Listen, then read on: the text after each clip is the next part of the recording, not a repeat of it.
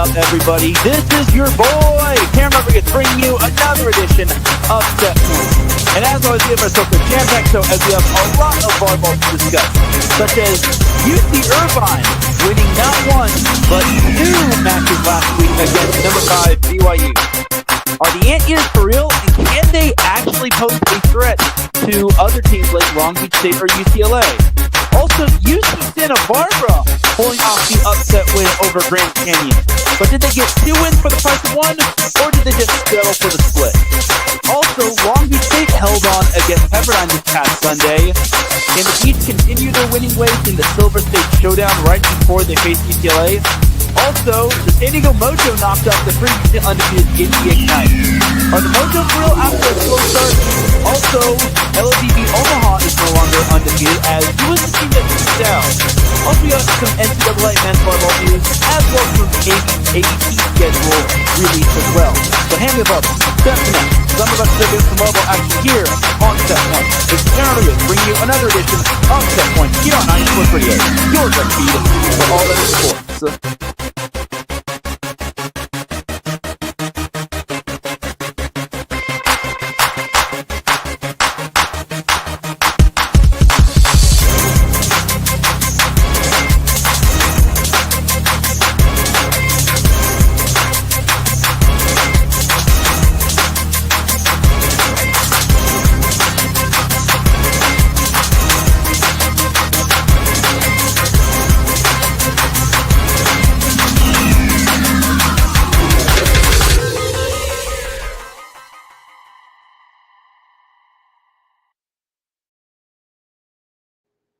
And welcome one, welcome all to another edition of Set Point. Thank you all for joining me on this beautiful Tuesday afternoon, Tuesday morning, Tuesday evening, Tuesday wherever you are listening from. Either way, you've made your way into episode 283 of Set Point. Without any further delay, let's begin. But first and foremost, Set Point would not be where it's at without iSports Radio providing the platform to go live on StreamYard. Please do follow iSports Radio on several different social media platforms such as X, Instagram, TikTok, and make sure to subscribe to us on YouTube. We would greatly, greatly appreciate it. We're trying to reach 500 subscribers by the time the Super Bowl rolls around or before the Super Bowl ends. And with your help, we could definitely make it happen. So definitely subscribe to us on YouTube. Also, make sure to check us out on other podcast platforms such as Spreaker, Spotify, Podcast Addict, Podchaser, Apple Podcasts, Google Podcasts. The list goes on and on. Also, make sure to follow or check out our website, iesportsradio.com, for all of your latest sports news, our blog, our pages dedicated to each podcast, such as Set Point, our merchandise shop where you can cop t-shirts, tank tops, hoodies for the winter, and so much more. Also, check out our Hall of Fame, which I am a part of. I'm inductee number 11 or number 10, and so much more on our website, which is definitely waiting for you. For the past 10 years, iSports Radio has been bringing you amazing content ranging from interviewing legendary athletes, coaches, and other authorized media personnel to building tailor-made shows dedicated to all major sports cities around the country. Thank you to everyone for all of your support and for making iSports Radio your direct feed for all that sports. Huge shout out to our sponsors, Planet Jerky, Premium Brisket Beef Jerky, Vital Apparel, Seal the Deal Wax Seals, and Raw Nutrition. So without any further delay, let's give it to a word from our sponsors. So check them out right here. You're listening to Set Point on iSports Radio, your direct feed for all that is sports.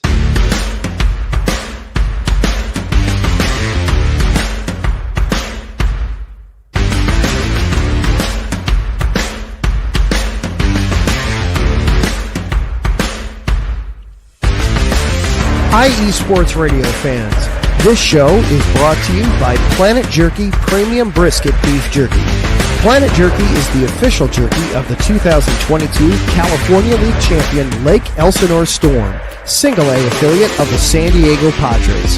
This all-brisket jerky has gluten-free options, contains no MSG, no sodium nitrate, is low in sugar, and high in protein. Go to their website at planetjerky.net and follow them on Instagram at Planet Jerky. Planet Jerky, the jerky that's on a whole other planet.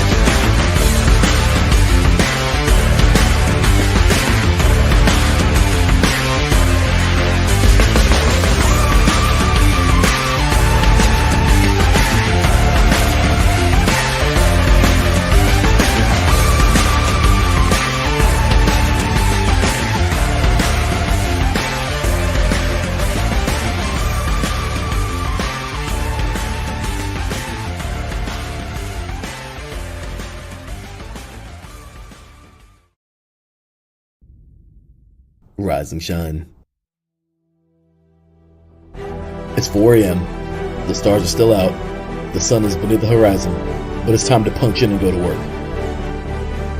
The comfort of your warm-ups turns into the grinding out of your reps as the clinking and the clanking of the plates create a symphony of euphoria. There's no other feeling like it. Earn it, burn it, and take what's yours. IE Sports Radio has proudly partnered with Vital Apparel, a brand that not only fits great, but also promotes and donates to mental health research. Use our code IESR to get 15% off their comfortable and inspiring gym wear and help them on their amazing journey to support mental health. Go hard, take part in your iron therapy, and be strong. Because when your mental health is as strong as you are, there's no telling how far you'll go.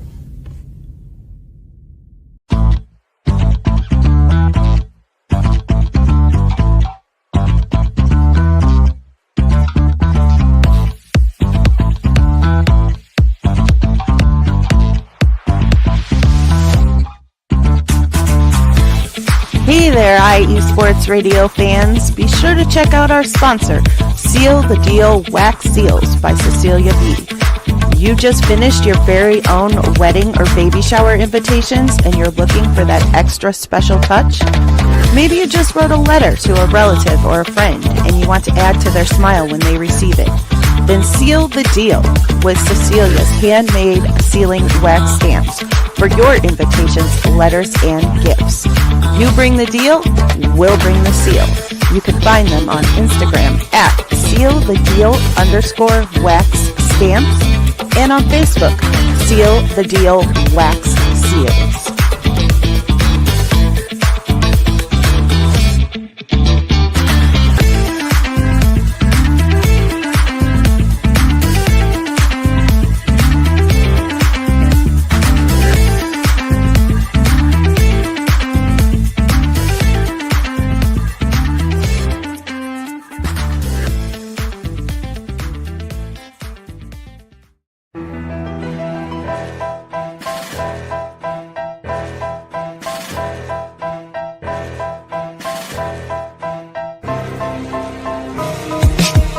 For the last 10 years, IE Sports Radio has been bringing you amazing content ranging from interviewing legendary athletes, coaches, and other authorized media personnel to building tailor-made shows dedicated to all major sports cities around the country.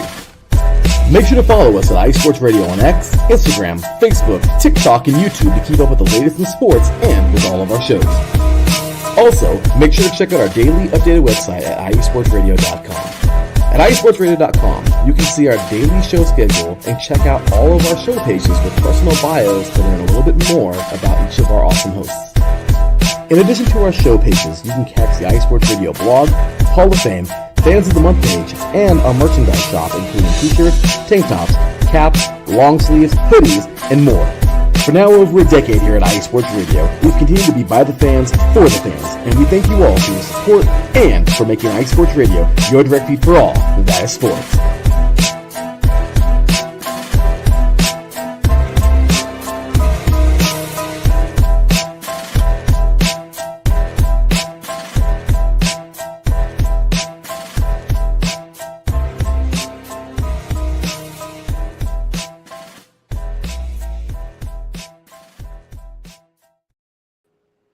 That's right, everybody. Definitely check out all of our amazing sponsors, as well as raw nutrition supplements.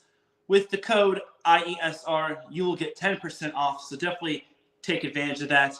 And the way you can follow SetPoint on social media is on X at set_point.ie and on Instagram at set_point.iesr. And you can catch me, the host, Teran Rodriguez, personally on X at Teran Rodriguez1.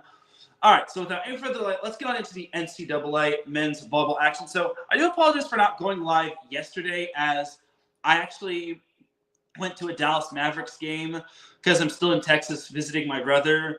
And let's just say I maybe could have – I mean, it was fun, but honestly, it was kind of expected. But we're not here to talk about basketball. We're here to talk about some volleyball. So it was a fun week. We have to go over everything week by week or day by day from this past week. It was a definite fun time. So last Monday, we had Pepperdine defeating Emmanuel, Quincy defeating Lees McRae, and William Jessup taking down Pacific Union. Tuesday, we had North Greenville taking down Catawba and 4, Sacred Heart over American International, and Tusculum over Quincy.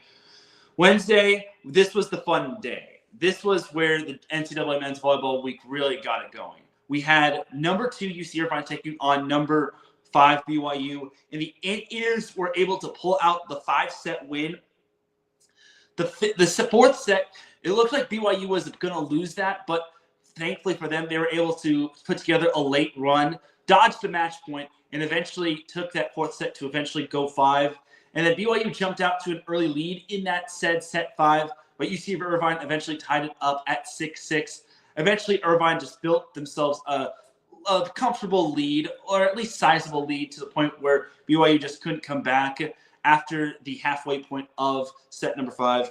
And UC Irvine eventually took that 5th set, and they took the first win. Also on Wednesday, we had number 6 USC taking down CSUN in 4. Some actually thought that the Matadors were going to upset the Trojans, but you got to remember, USC is so stacked full of talent.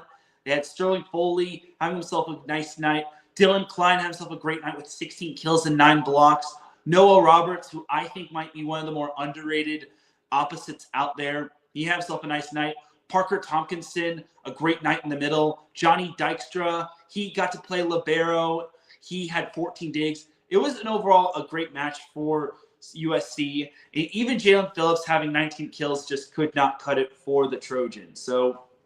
Or for the Matadors. So a great win for USC. Then Thursday, we had UCLA taking down UC San Diego in 4 sets. Number 3, UCLA took down number 14, UC San Diego. So UCLA just ran through the first 2 sets, and then UC San Diego got back on track, winning the 3rd set in close fashion, even though they had a big, nice lead. And then the 4th set, it went into extra points. UCLA eventually won the match 31-29. It looked like UC San Diego was going to force the 5th set, but too many mistakes late in the set. They led 24-22. UCLA eventually came back. They eventually fought their way, and they eventually clinched the match off of a kill from Cooper Robinson. So it was a great win for UCLA. Nice little bounce-back win, but UC San Diego is definitely the real deal. They eventually bounced back with a win over Vanguard, the coach who was formerly coached by now UC San Diego men's volleyball coach Brad Rostratter.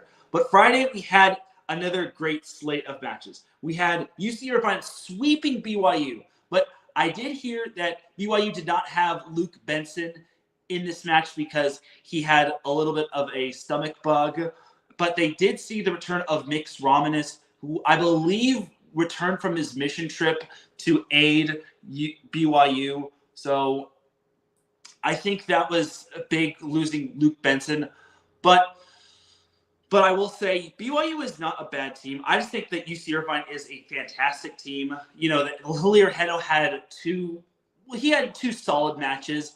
And then Nolan Flexen had 2 big matches. The first match, he had 26 kills. The second match, he led the Anteaters with 14 kills. He led the Anteaters in both matches, which I thought was impressive if you ask me. But Talon Jonathan Tufuga, he had 9 kills to lead BYU in the second match, while Tion Taylor added 6 kills. UC Irvine did a really good job in shutting down Keone Thim. So some people are calling it Tim Thim, but a Hawaii fan did tell me the correct pronunciation is Tim.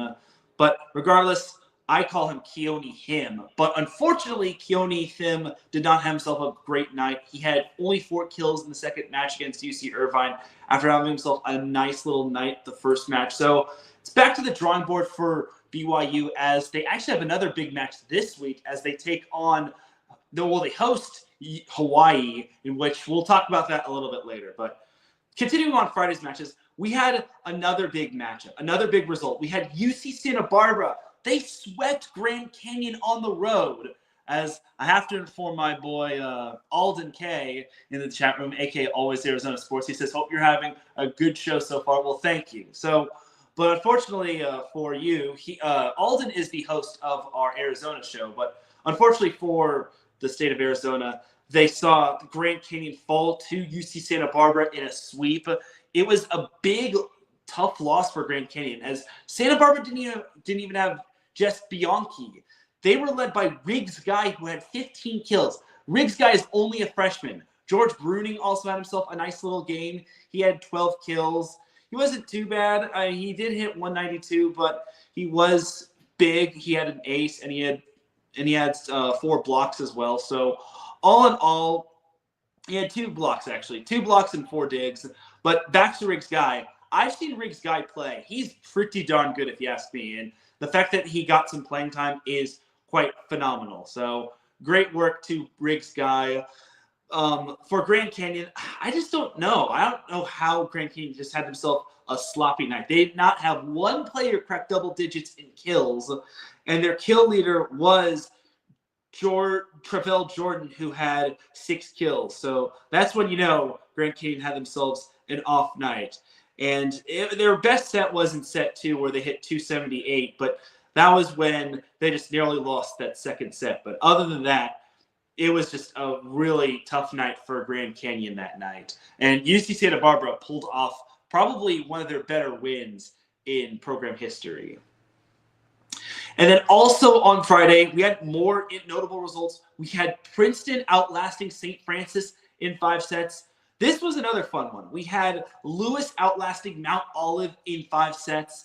Mount Olive had not beaten a top 15 team in its program's history.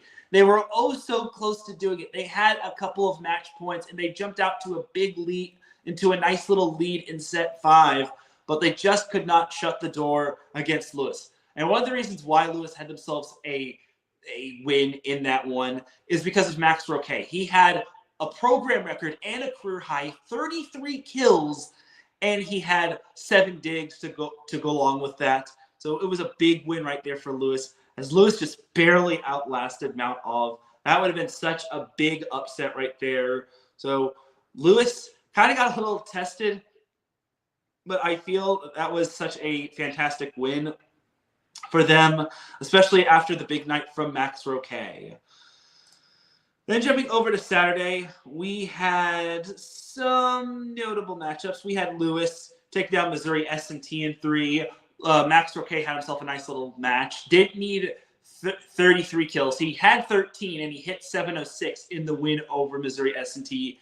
We had Grand Canyon outlasting UC Santa Barbara in 5. The Lopes jumped out to the first 2 sets. They won the second set in close fashion, but Santa Barbara was able to respond, winning the next 2 sets. But Grand Canyon just stormed past Santa Barbara in that 5th set. The Gauchos did see the return of Jess Bianchi, but Riggs Guy also had himself a solid match for the Gauchos. But Cole Otmar, he led the Lopes in the win, as they handed Santa Barbara their first loss of the season. Trent Moser also had 15 kills. Carter Rogers added 13 kills. It was a nice little bounce-back victory for Grand Canyon, as it was a tough one for Santa Barbara, but the Gauchos are still as good as advertised.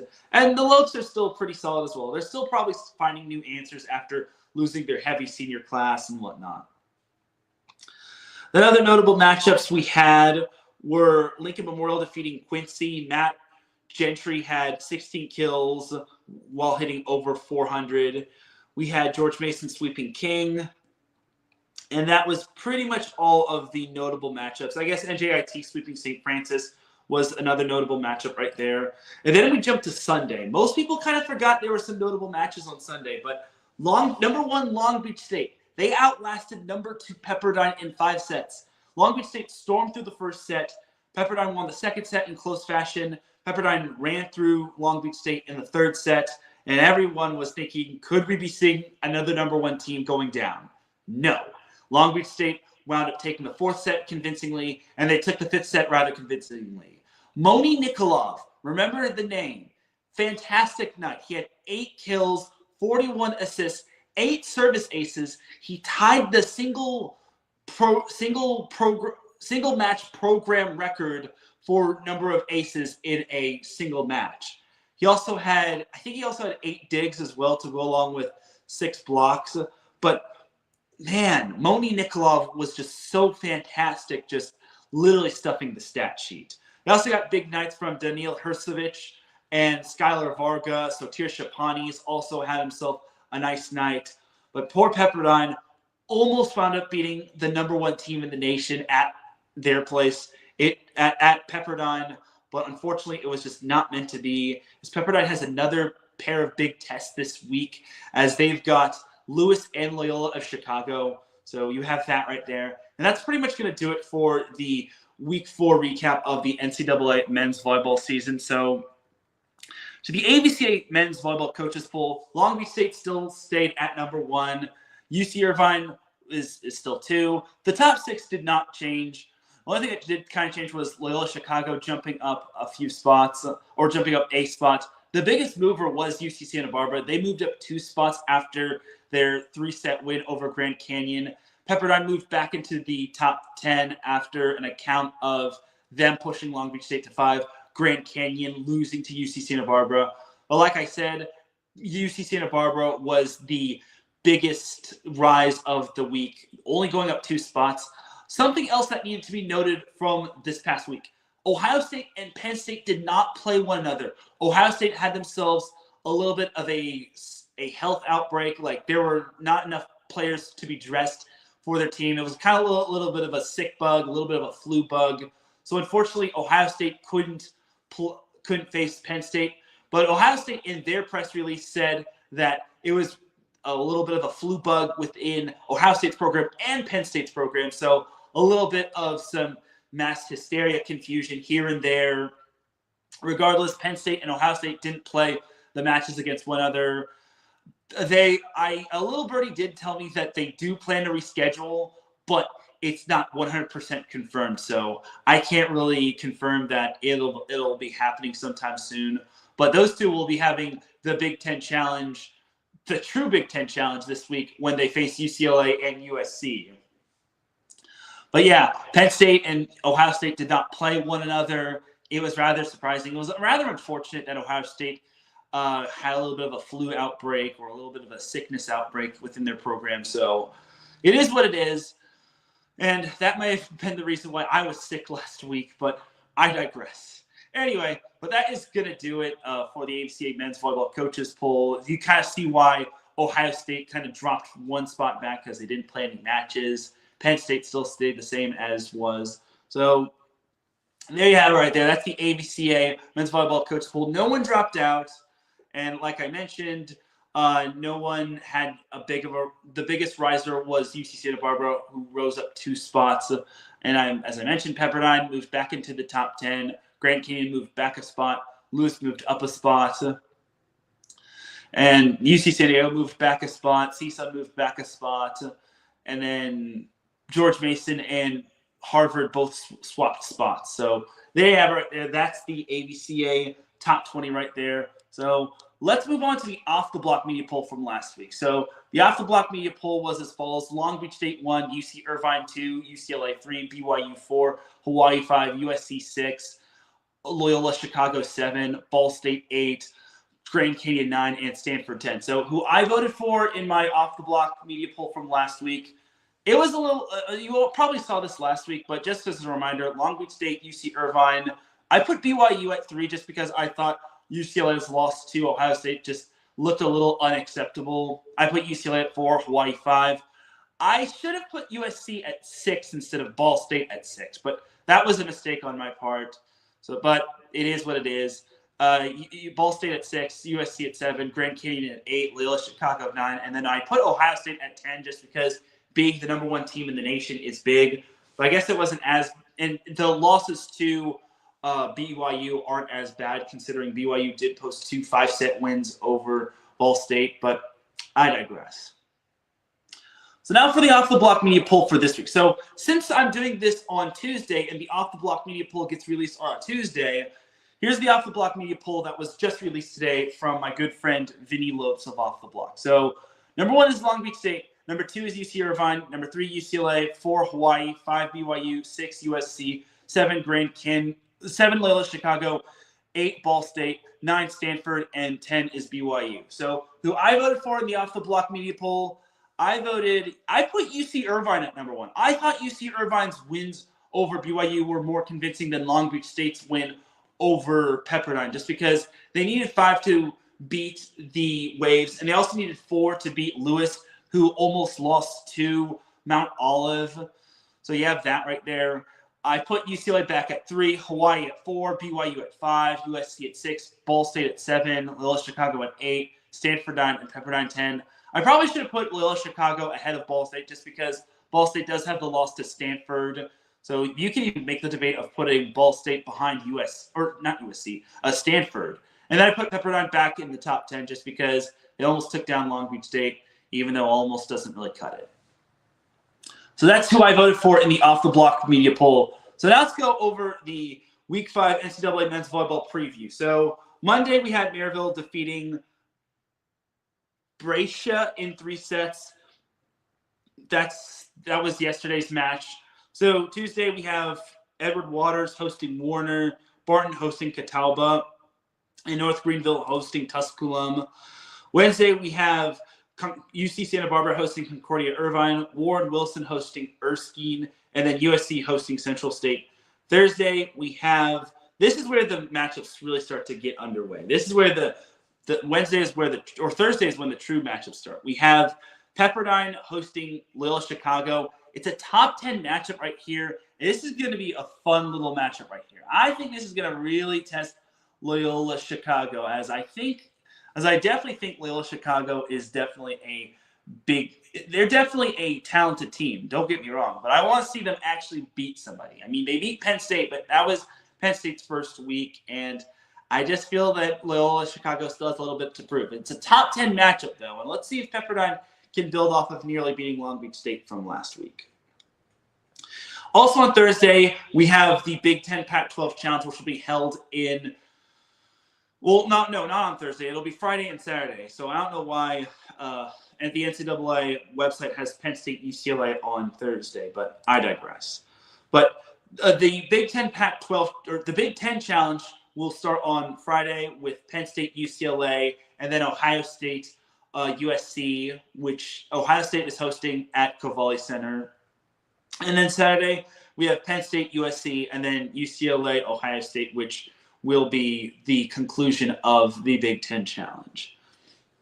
But on Friday, we have some notable matchups coming elsewhere. We have UC Irvine taking on Stanford at Stanford. The two also play each other on Saturday as UC Irvine. It's another big test for those Anteaters. Now the schedule starts to really pick up for those Anteaters, and we'll see if they can continue their winning ways against Stanford. It's going to be a little bit of a feel-good match as UC Irvine's Cameron Costy will be facing his dad, John Costy. So that's going to be fun times right there. Before I continue on, I guess I forgot this little feel-good moment from week 2 of the NCAA week 3 of the NCAA men's volleyball season. It actually came from Fairleigh Dickinson men's volleyball. Gotta give a shout out to my boy Carl France. Nice, great man indeed. But one of his players, and prepare to kind of break out the tissues when it comes to this little moment right here. But this was in week 3, and this was a very feel-good moment, and I definitely regret not making note of this. But his name was Sina Sinbari. I think that was him. If not, it was Vinil Shah. Either way, one of Fairleigh Dickinson's players, he registered a kill after going through leukemia, which I thought was, or cancer and whatnot. So I thought that was really awesome right there. I'm gonna try to get that 100%, just to confirm that being 100%. But yeah, that was a definite feel-good moment from week 3. I definitely regret not making note of that. That one slipped through the cracks, in my opinion, in terms of my volleyball coverage. So I thought that was a very good feel-good moment. And yeah, I totally enjoyed. I was very happy for that moment right there. So great moment right there when it came to Fairleigh Dickinson and its program having that moment.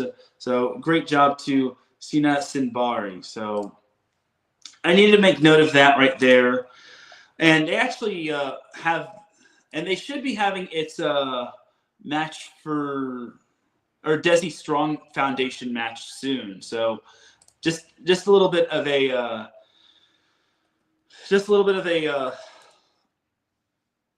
a matchup right there, but a little bit of a note right there. But yeah, it was Sina Sinbari who battled his way back from cancer, and he was able to register a kill, which I thought was absolutely amazing. So good on Sina Sinbari for registering a kill and making everyone in the NCAA men's volleyball world proud. So great job to Sina Sinbari. Ralph Cleese pops in the chat room. He says, "Good afternoon, Teran. Have a great show, buddy. Thank you."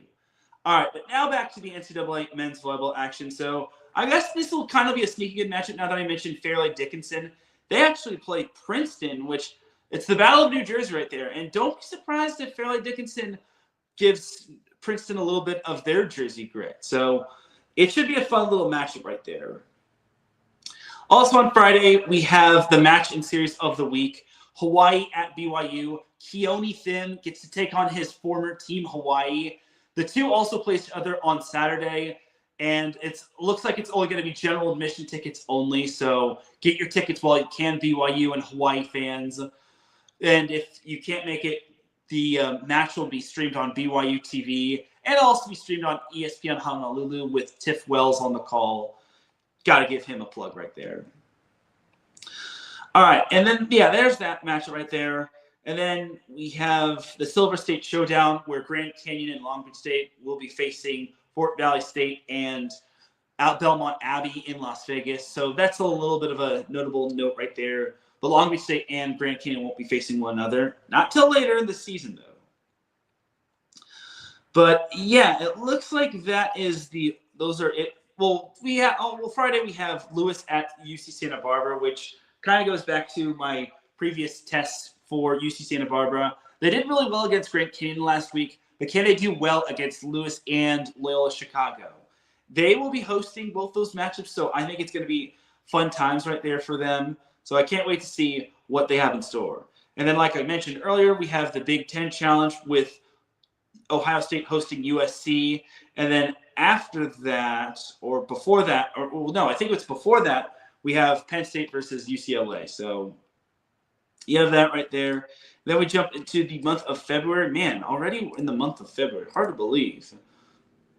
But this Saturday, we have Penn State versus USC. Like I mentioned, Big Ten Challenge. And then Ohio State, UCLA to follow that. Then we have Lewis versus Pepperdine, which I think is going to be a fun little matchup right there. I really want to see Lewis pull off a big win like that. But Pepperdine is going to be coming in with a little bit of fire in their belly, especially after nearly knocking off Long Beach State. And they will have also played Lewis to preview as a little bit of a precursor right there. So we'll see what happens. Then we have Hawaii, BYU round 2, UC Irvine, Stanford round 2. So lots of good matches right there. Sneaky good matchup would be Belmont Abbey versus Long Beach State, a rematch of the first round matchup from the National Collegiate Men's Volleyball Tournament.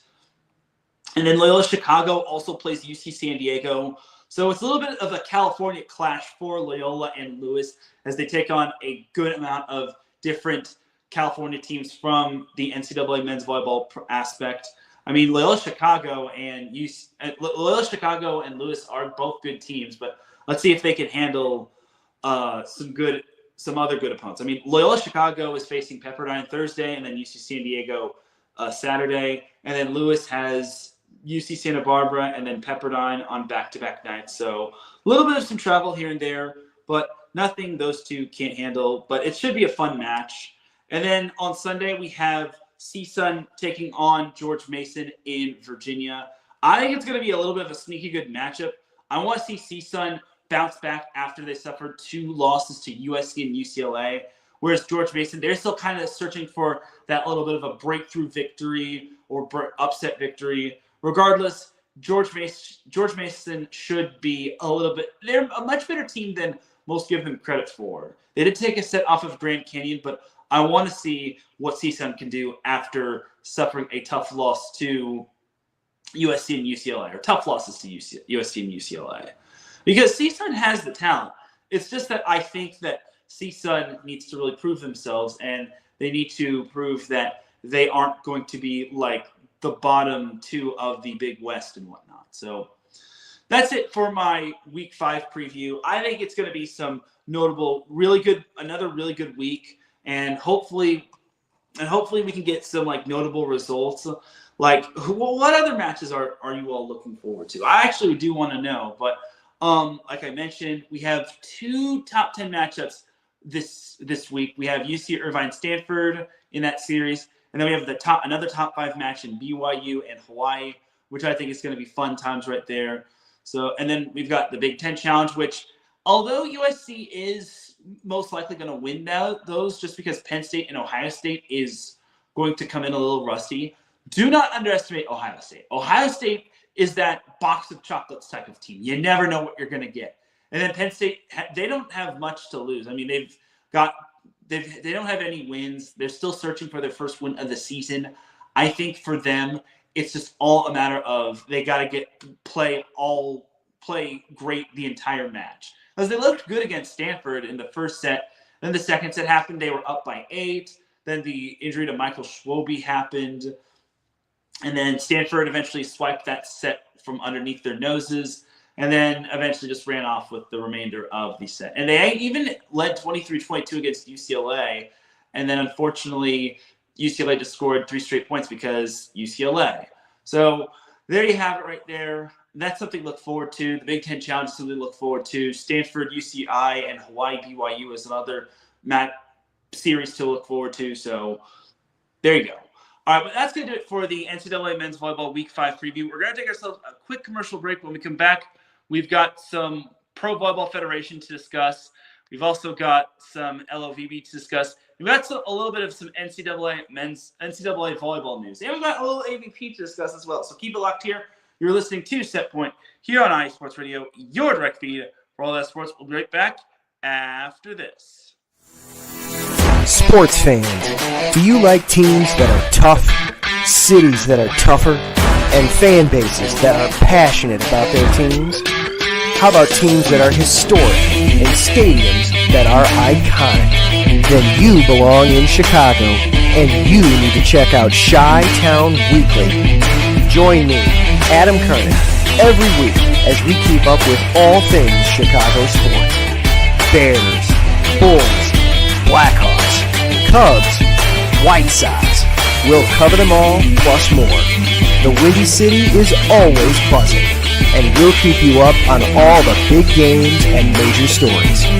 So tune in to Chi-Town Weekly every week right here on IE Sports Radio, your direct feed for all that is sports.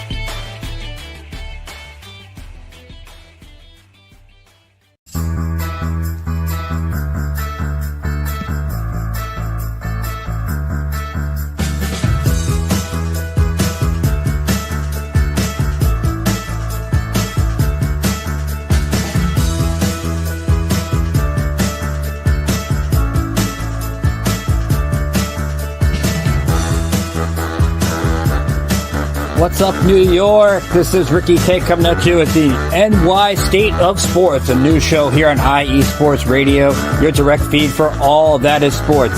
Listen to me every Thursday afternoon as we bring you the latest takes on the Yankees, Mets, Jets, Giants, Knicks, Nets, Rangers, Devils, and Islanders.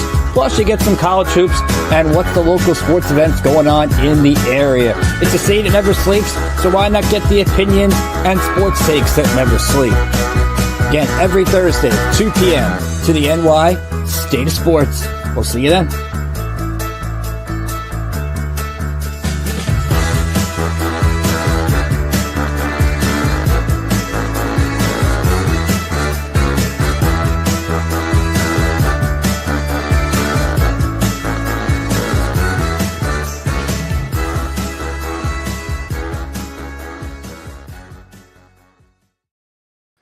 Back with segment number 2 of Set Point here on iSports Radio, your direct feed for all that sports. Definitely check out our amazing shows such as New York State of Sports and Chi-Town Weekly, both on Mondays.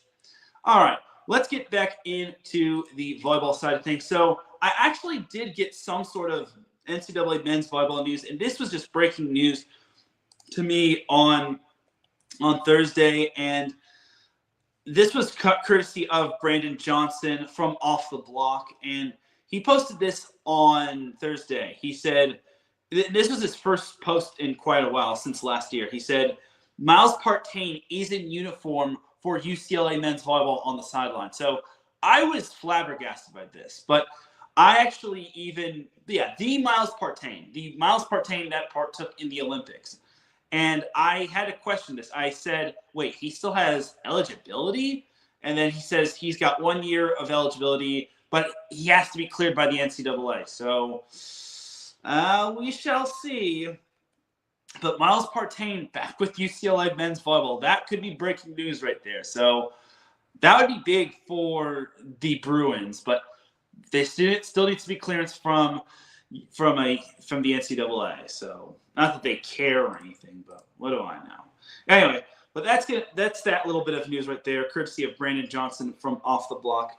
All right, now let's go over some Pro Volleyball Federation. So we have to recap week number 3 of the season, as it started with the Atlanta Vibe taking on the Vegas Thrill. So the Vibe were hosting the Thrill, and they've gotten the better of the Thrill. The previous meeting, the Vibe won on the road at Lee's Family Forum. This time, the Vibe were hosting, and the Vibe wound up winning in 4 sets, 25-23, 16-25, 25-20, and 25-19. So nice win for the Vibe, as they're led by Taylor Head, who had 12 kills. Anna Dixon added 10 kills, which I thought was pretty darn good, if you ask me.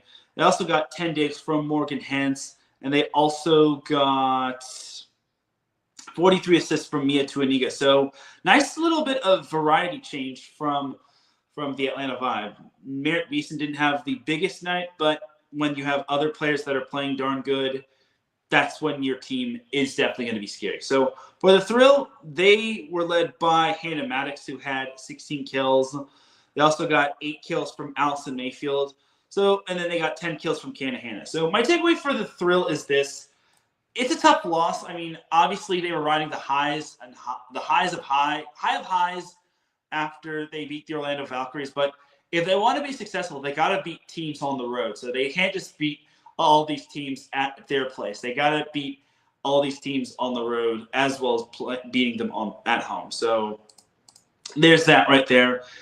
And for the Atlanta Vibe, this was a good win, a nice little convincing win, because the Thrill were coming in hot, and they were coming off of 2 5-set wins, and the Atlanta Vibe wound up finding the secret to beating the Thrill. You don't want to go 5 with the Thrill, because I said this last week. The moral of the story, don't go 5 with the Las Vegas Thrill.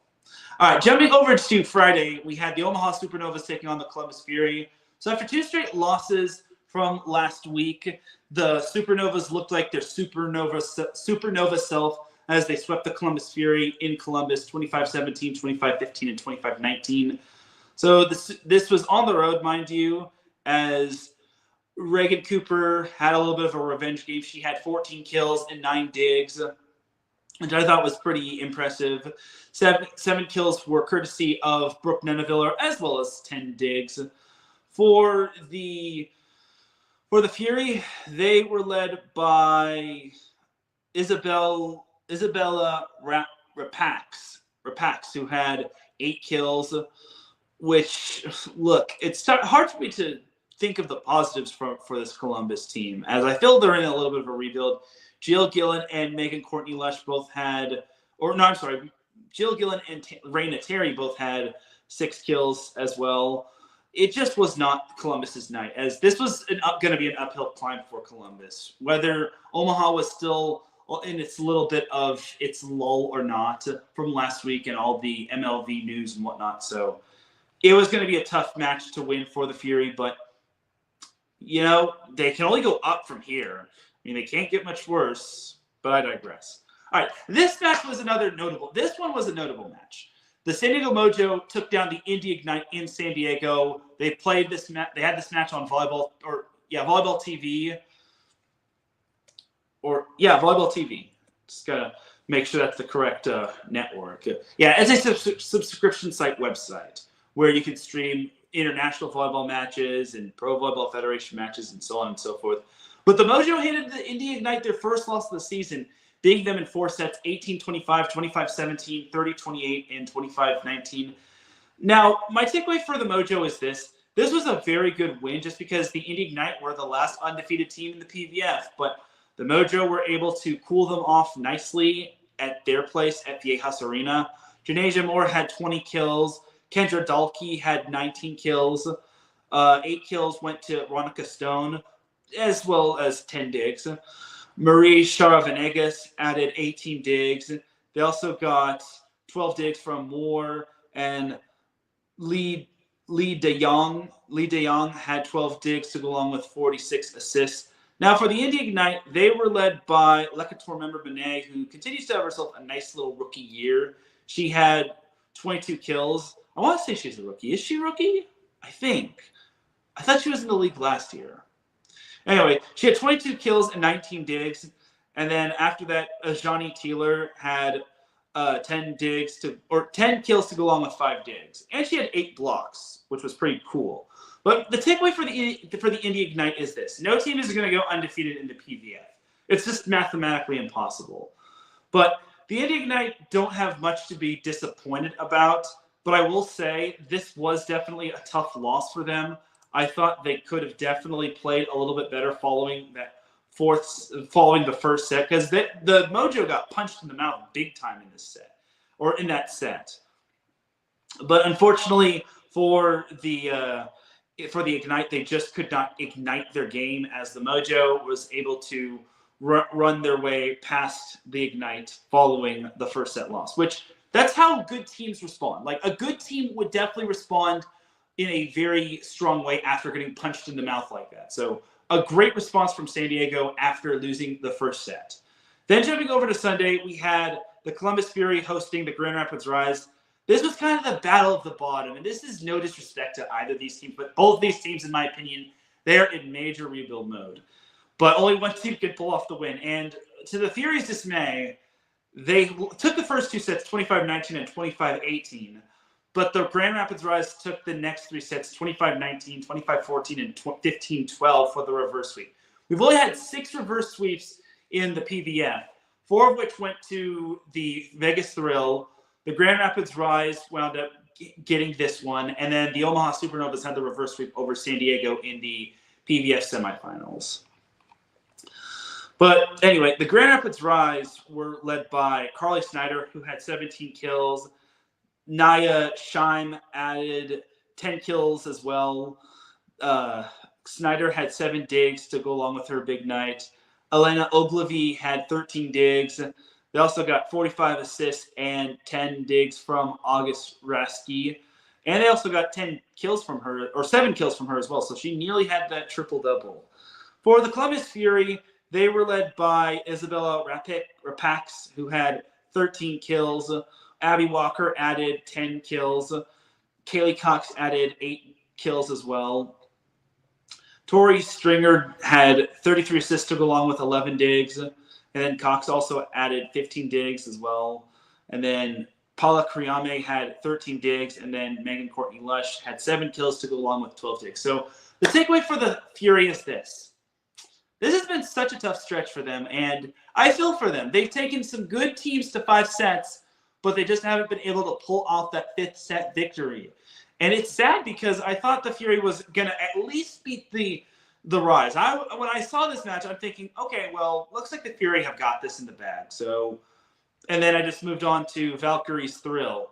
That was a big mistake because the Rise was able to storm their way back, and they wound up picking up the win. So the Fury, look, it's tough to see them continue to struggle, but they're coming. They're eventually going to be on the come up. And Megan Courtney Lush said it best on Instagram. Don't worry, Columbus, we're coming. And they're going to find their way back. Just you wait and see. I know it's a little bit of a rebuild year, but they cannot be bad forever. They can't suck forever. That's my big thing right there. No team can suck forever. And then closing off week 3, we had the Orlando Valkyries taking on the Vegas Thrill. This actually took place in Orlando, but despite this, the Vegas Thrill managed to pick up the win over the Valkyries in 4 sets, 15-25, 25-23, 25-17, and 25-22. Remember what I said about responding after set 1 drubs? That's what the Thrill did. The Valkyries took that first set very convincingly, but the Thrill was able to respond, winning the next 3 sets, which I thought was very impressive. So the Thrill were led by Hannah Maddox, Miss Vegas Thrill herself. She had 22 kills to go along with 11 digs. Charity Looper also had 14 kills to go along with 11 digs. Morgan Stout had 10 kills to go along with 4 digs. Alicia Glass-Childers had 43 assists to go along with 12 digs. Tegan DeFalco added 16 digs, which I thought was good. And that was it.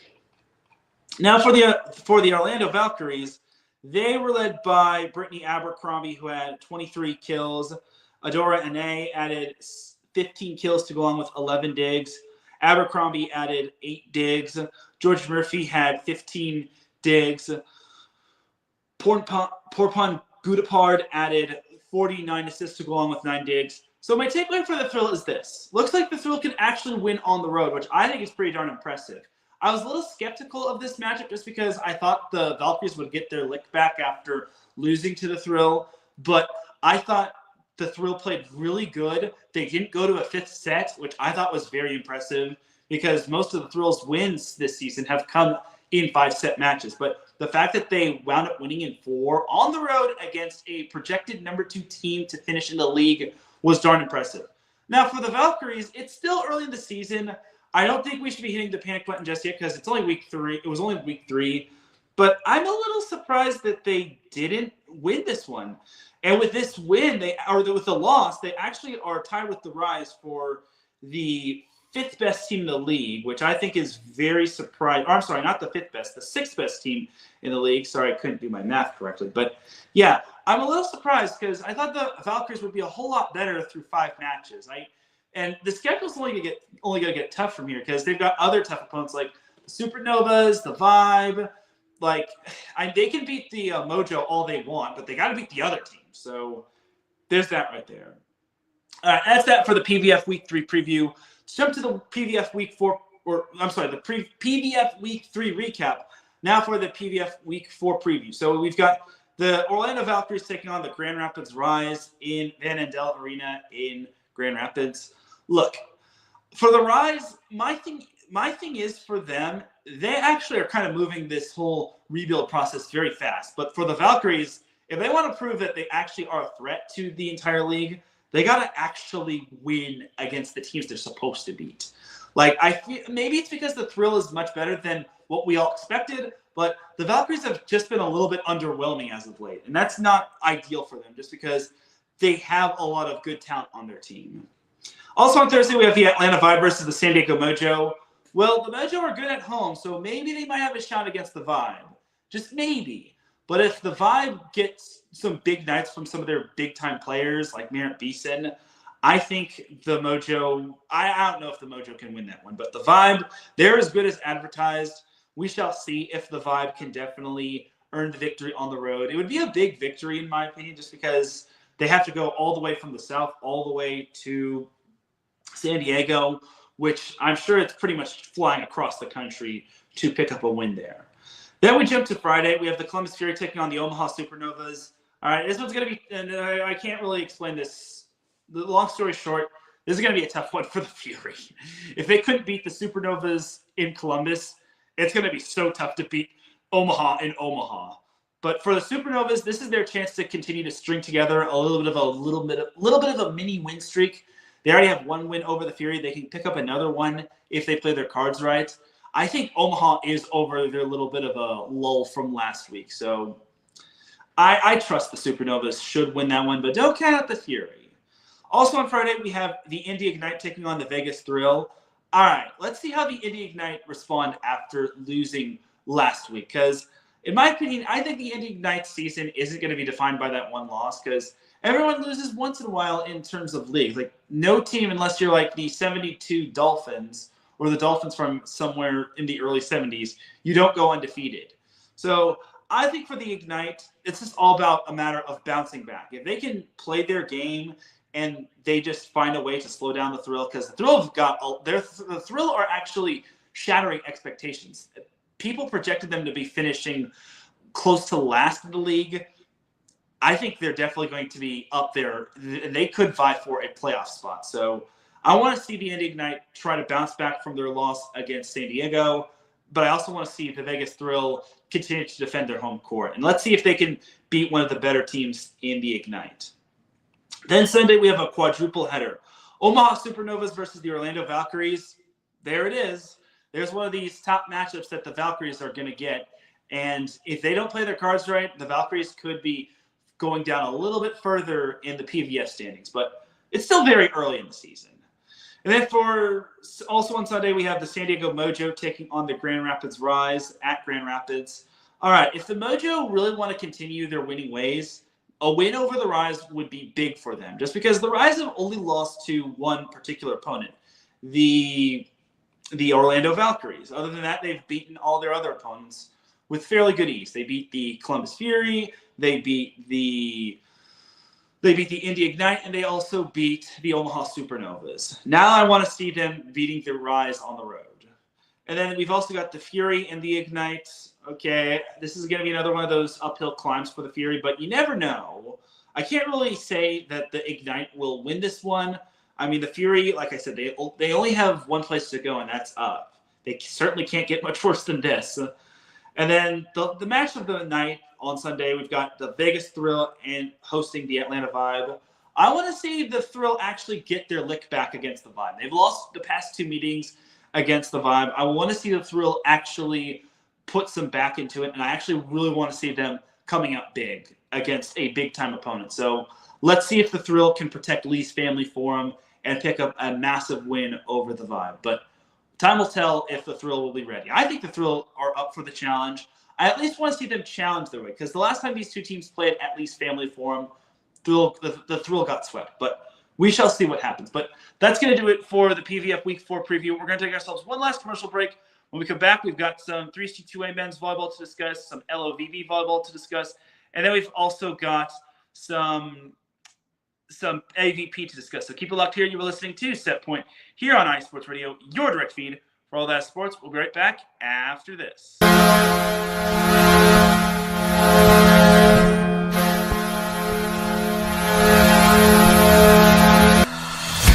Hockey fans, I'm Adam Kernick. And I'm Zach Puplis. Together, we are the newest version of Hockey Talk on IE Sports Radio, The Neutral Zone. Zone. We love hockey, but we also know it's not everyone's first sport. So we want to make this show as much for new fans as for the diehards. Whether you can name all the Swedes on the 08 Red Wings Stanley Cup team, or if you can't tell if Varlamov is a goalie or the latest trendy vodka, we're here to help. With facts, figures, and outrageous fans, we bring you all the hard-hitting hockey news you can handle, while still keeping it fun and on the rails. Well, mostly. So tune in every week as we go around the hockey world, from college to Canada, the minors and the majors, and everywhere in between. So bring your cellies. And your one-timers. You wicked wristas. And be sure to protect your five-hole.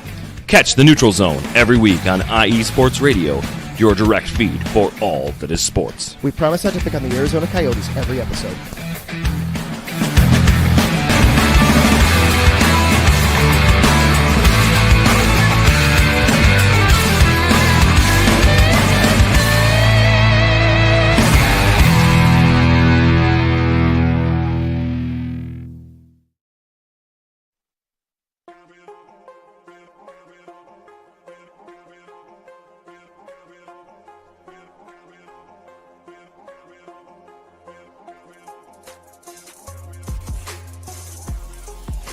Hello, ladies and sinners. Hello, sports fans around the world. Hello, IE Sports family. This is Cal Henderson, the host of IE Vegas, the Sin City Sports Show, presented by IE Sports Radio. If you folks are interested in sports in the Vegas area, if you're wanting to have a blast for 1 hour, every Tuesday night from 7 p.m. Pacific Standard Time to 8 p.m. Pacific Standard Time, this is a show built for the Vegas sports fans, where we feature the Las Vegas Raiders, the Las Vegas Golden Knights, the Las Vegas Aces, and the University of Las Vegas, Nevada Rebels. Hopefully, fingers crossed, MLB team coming soon. Either way, if you folks are looking to have a blast for 1 hour each and every week, tune in Tuesday, 7 p.m. Pacific Standard Time to 8 p.m. Pacific Standard Time. If you folks are interested in Vegas sports news, go to our Twitter at SinCities_IESR, and you can speak with me, the host, Cale Henderson, at Cale_Henderson on Twitter. At any time, be happy to reply. Always want to reach out to our fans. Again, the Sin City Sports Show, presented by IE Sports Radio, your direct feed for all that is sports.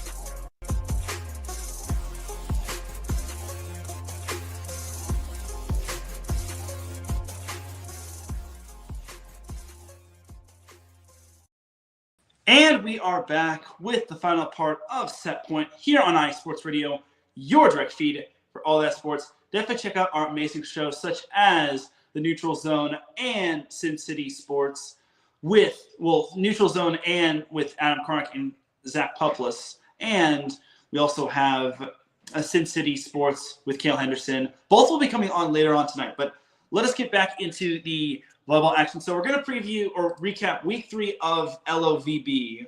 So week 3 was a little eventful. So the week started last Wednesday, where we had LOVB Salt Lake taking down LOVB Houston in 4 sets at Bruin Arena. Very nice turnout right there for Salt Lake as they picked up another win. Houston had a tough loss, but it is what it is. Then the weekend with LOVB, or Weekend with Love, saw the weekend go to Omaha, where Friday we had the LOVB Omaha taking down LOVB Madison in 4 sets. Well, I will say it's no surprise, just because Omaha is just darn good, and I think it was Jordan Larson. There's one player on the team that has not lost to a team from Wisconsin, which I think is pretty darn interesting, if you ask me. But yeah, LOVB continued to remain undefeated against Madison. And then after that, and then the day after, we had LOVB Atlanta taking down LOVB Madison in 5 sets, which I thought was pretty darn impressive. Now, I will say this for Madison. In their defense, they did not have 24 hours worth of rest. So it's kind of tough to go from losing a tough one to Omaha to losing another tough one against Atlanta. So I think there needs to be some, and you know how I feel about the back-to-back matches. I don't like back-to-back matches for certain teams in certain leagues. Speaking of back-to-back matches, Omaha had the second of a back-to-back as they hosted Austin, and they actually wound up getting swept by Austin, which I thought was very shocking in my opinion. But again, this just goes to show that some of these back-to-backs are just not beneficial for these teams, and we got to stop with the back-to-backs. And believe it or not, LOVB Omaha got swept sooner than the Omaha Supernovas of the PVF, which has not been swept at all in its tenure in the PVF, which I think is rather surprising. But for LOVB Madison, they've lost 3 in a row, which is such a bummer. I mean, it's still early in the season, but losers of 3 straight, they got to correct that. While LOVB Atlanta has won 2 straight, but LOVB Omaha is still in first place. Unfortunately, they had that tough loss to Austin, but they had won 3 straight prior to that, all of which were pretty convincing. And then LVB Atlanta is in second place. They are 2-1. LVB Salt Lake is 2-2, as well as LOVB Houston and LOVB Austin. And then LOVB Madison brings up the rear in last place with a record of 1-4. So that's that for the Week 3 recap. So looking at the Week 4 preview right here and there. So Week 4 takes us to Madison at Alliant Energy Arena, where LOVB Madison takes on LOVB Houston. All right, well, if Madison wants to get themselves back in the game, they got to pick up some wins here and there. And I think Madison is a little rusty, but I think they have the benefit of playing on its home floor. So they really got to play up to their potential. I think with this match is definitely winnable for them. The problem with them is that they get off to such slow starts, and then they have to work their way back, which I don't think is ideal. And then the weekend with LOVB, or Weekend with Love, goes to Atlanta at the Gateway Center Arena, where the LOVB Atlanta takes on LOVB Salt Lake. And then Saturday, we have Salt Lake taking on Austin, and then Atlanta taking on Omaha, which is going to be the battle for early first place, which I think is going to be pretty cool if you ask me. If Atlanta plays its cards right against Salt Lake and Omaha, they could be in first place. So Omaha, they've got to pick themselves up off the mat, make sure they don't have any blips and bloops in terms of their seat, in terms of the previous week. And they just got to correct everything that needs to be corrected. Because let's be honest, Omaha's a fantastic team. They've got Justine Wong-Laurentiis as their libero. They've got a lot of other good talent on their team. I just think that they got to let's see if they can win on the road. I definitely think it's doable for Omaha to win on the road. They did beat Madison in the Wisconsin Fieldhouse and Houston at Ford Bend County Epicenter. So let's see if they can continue their winning ways on the road. But that is going to do it for the weekend with the Weekend of Love and the Week 4 preview. I know it was a little bit of a quick preview right there, but there's not too many matches. There's only like 8 matches, kind of like last week. So I wonder if they're going to continue this whole trend throughout the season, just because they did so the previous 3 weeks. So it looks like it's going to be 4th week is the charm, and then Week 5 is going to be like that. And then they've got the LOVB Classic, which is going to be on Valentine's Day weekend. Go figure. LOVB is going to be the Love Classic is going to be on Valentine's Day weekend. Go figure. So you have that right there. So that's that for LOVB. And I do want to keep talking LOVB. I don't want to just like veer away from it. I don't want to just treat LOVB like Athletes Unlimited, just because I don't want to like make this show longer than it needs to be. But it is what it is. Let me know if you want me to go further in depth when it comes to LOVB. If you want me to just continue to just do what I do when it comes to LOVB, and let me know if you don't want me to talk LOVB. But anyway, that's going to do it for the LOVB Week 4 preview. So let's talk a little AVP, because yesterday we had the AVP schedule being released, and I was very happy that it was released.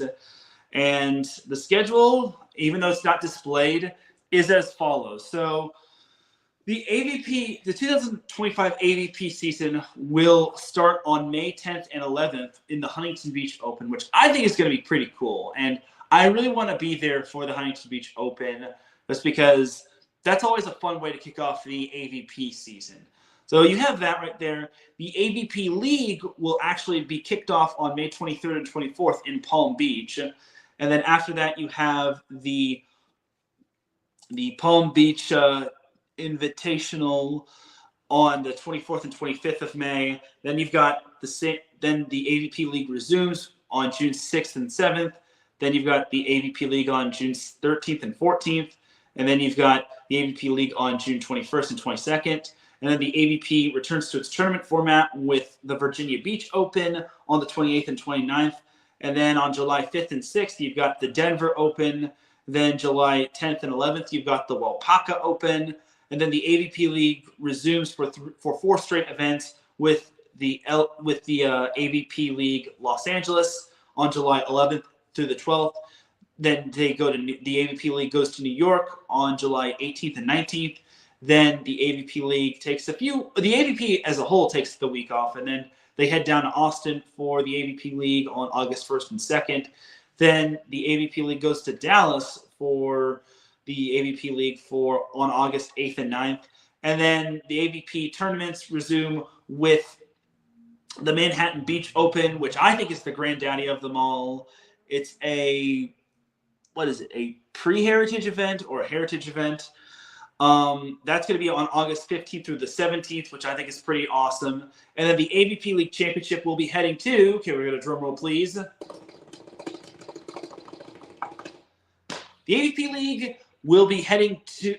League Championship will be heading to Chicago on August 30th and 31st, which, no offense to me, I really wish it could have gone back to, I wish it could have been in Manhattan Beach or somewhere in California, but it is what it is. And the AVP League Championship will be held in Chicago. So Chicago also has some good beaches, so I wouldn't say it's a bad thing, but it is what it is.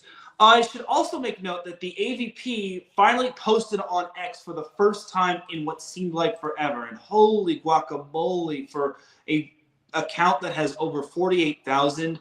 They hadn't posted since December 22nd of 2023. It had been over a year since they actually did reply to someone on February 20th, 2024. So they did reply to somebody, but still, their last official post was over a year ago.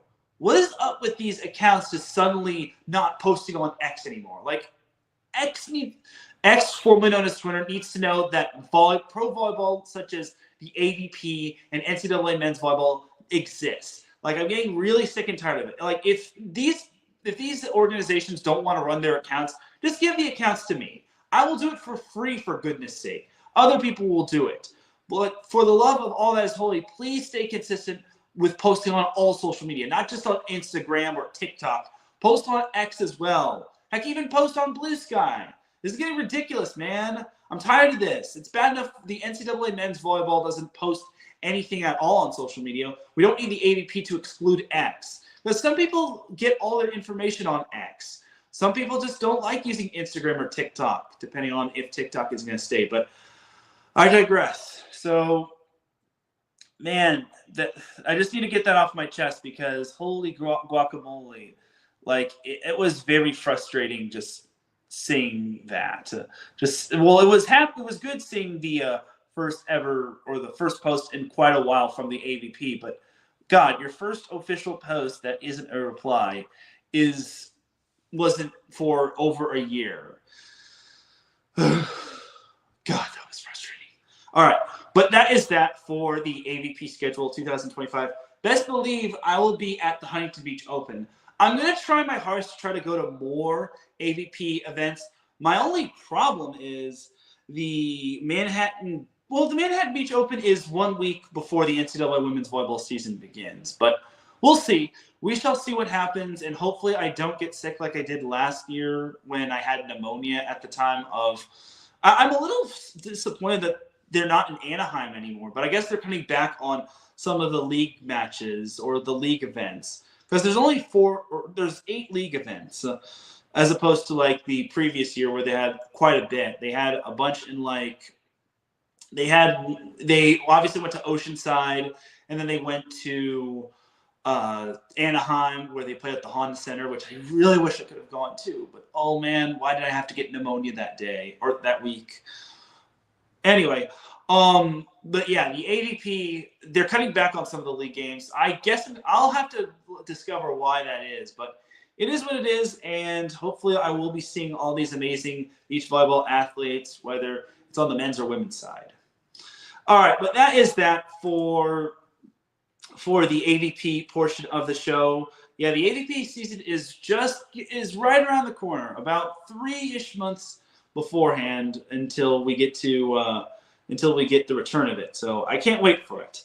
All right, but before we head on out, I do want to give light to something else that's going to be happening this week, the 3C2A men's volleyball season. So as we know, I know I'm not too big on 3C2A in women's volleyball, but 3C2A in men's volleyball I'm more keen on just because I have a few former guests from Set Point that are the coaches of said teams, like Travis Turner with Orange Coast College, Nick Amato with Golden West, Jack Stafford, he's an assistant coach for Orange Coast College. But Tuesday, which is today, the 3C2A men's volleyball season begins with Santiago Canyon playing at Santa Barbara City. Then we've got LA Pierce playing at Irvine Valley.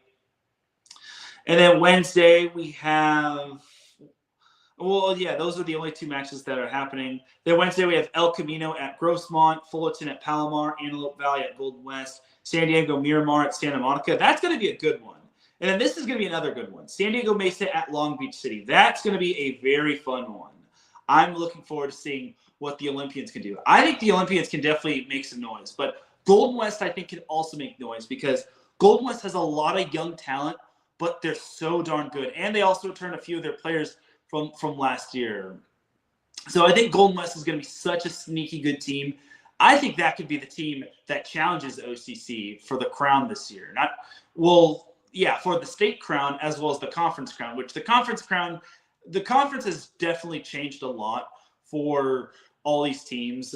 It's not just going to be in like region and whatnot. But for Thursday, we have Grossmont and Fullerton.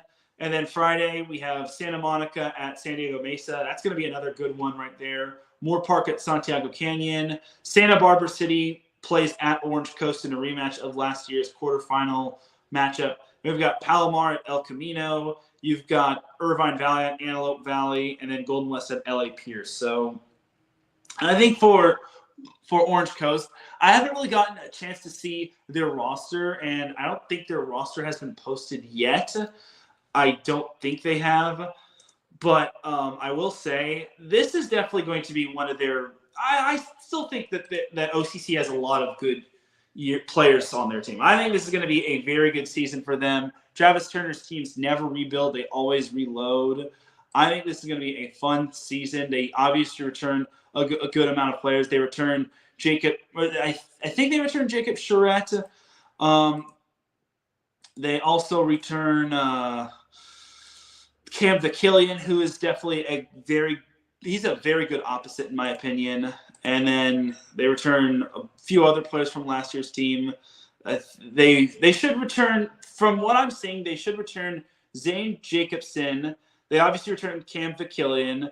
They return Jacob Charette, who I think he was the one that wound up winning the tournament MVP from the 3C2A men's volleyball playoffs. I mean, it's going to be a little bit of a different team from last year. I mean, they obviously lost Miles Henderson, Landon Seymour to graduation. They lost Merk Ubog to a graduation, quote unquote graduation, and so on and so forth. They lost Trent Dalfner as well. So it's going to be a little tough for OCC. They do have some returning key pieces, but you never want to count out the Pirates just because the Pirates are just so darn good. Jace Fukushima returns for OCC as well.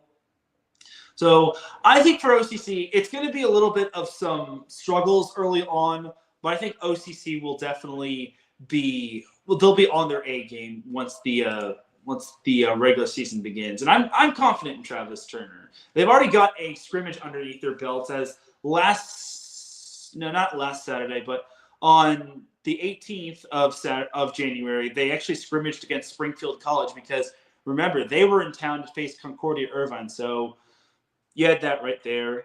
And then they've got Santa Barbara as their first match, then El Camino, then Fullerton, Long Beach City, Santa Monica, Moore Park, and Pierce on back-to-back nights. Oof. And Moore Park's going to be on the road. Yikes. So a lot of good.